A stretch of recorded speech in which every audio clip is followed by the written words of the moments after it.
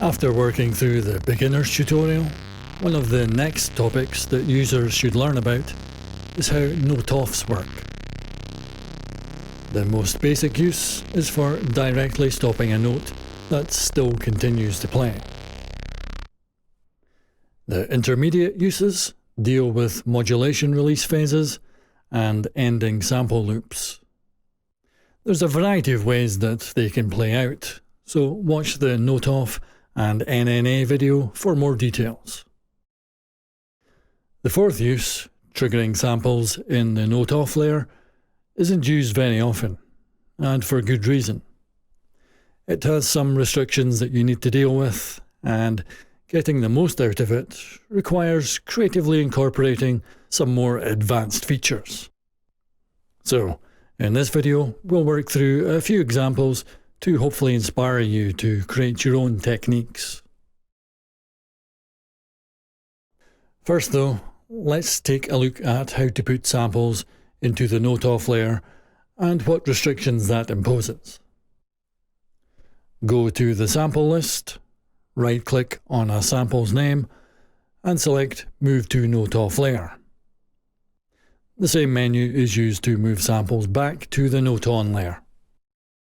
When the note-off layer contains samples, tabs will appear at the top of the sample list to switch between the layers and show the samples contained within. And you can now drag and drop samples from the disk browser into the note-off layer, since just double-clicking on them will put them onto the note-on layer. These methods also function in the key zone section, where the note-off layer is actually always available. The first restriction is that the note-off layer cannot be used with sliced samples, since they take control of the sample list to address the slices.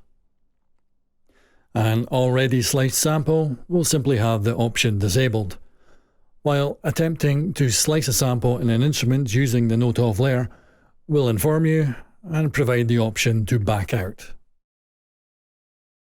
The second restriction is that sample loops are disabled, since there's no way to stop them and they just loop forever during song playback. The loop settings are not removed though, they're simply not used, in case you want to copy or move the sample elsewhere.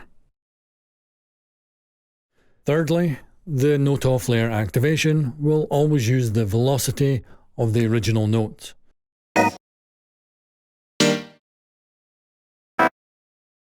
Regardless of any changes you make afterwards.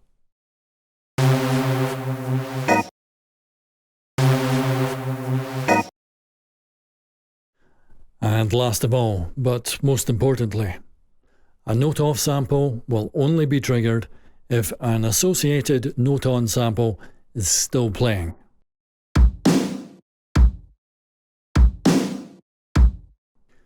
By associated, I mean occupying the same key zone. So, it's possible for multiple note-on samples to trigger the same note-off sample simultaneously.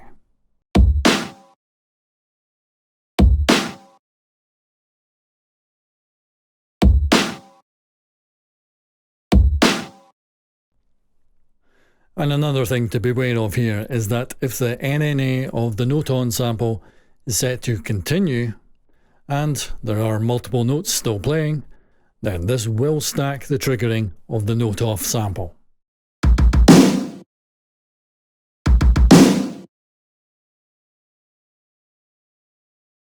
This first example deals with the last restriction.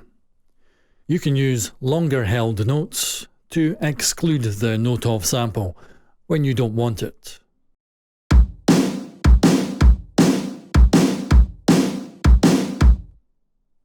But what if you do always want it? Then just set up a silent loop at the end of the sample to keep it running.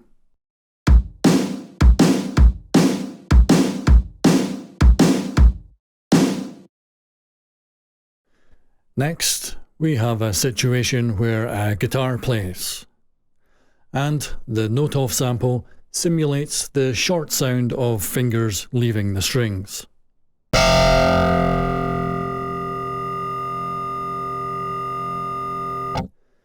Since the original waveform gets quieter as it plays, the other sound needs to adapt, otherwise it will be too loud. So send each sample to a different effects chain, and in the first, have a signal follower with the appropriate settings controlling the volume of the other.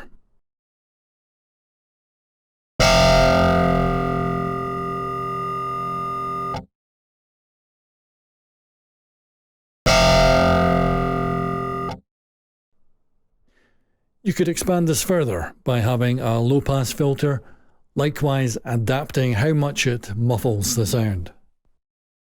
This method of crafting the sound you want by taking information from a waveform and connecting together different meta devices is a great way of blending the note-on and note-off sounds so they fit together as a whole instrument.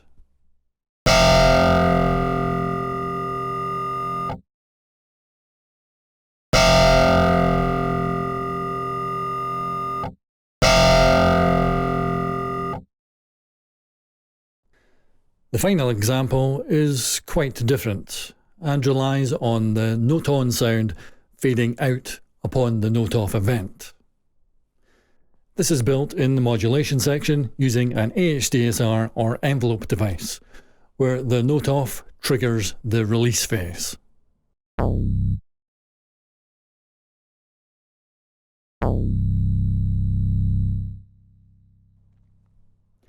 Obviously, this is done in the volume domain, but this note-off release can also create interesting sounds in the other domains.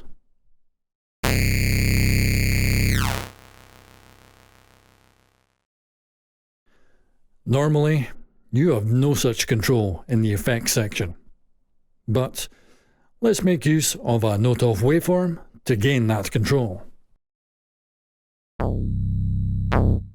Set up the effects chains in a similar manner to the previous example, but use the note-off sound with the signal follower and then mute it afterwards.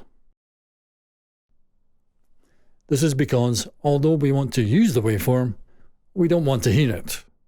What we want to hear is what effect it's going to have on the original sound as that fades out.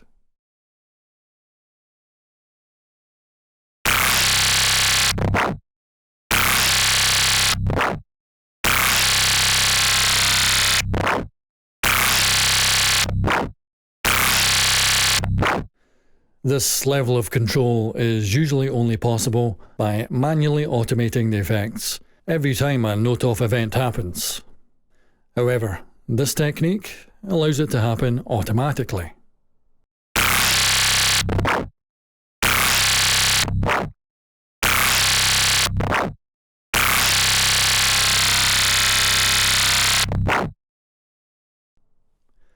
And since you can easily create your own waveforms with the draw and processing tools, you can make the effects do exactly what you want.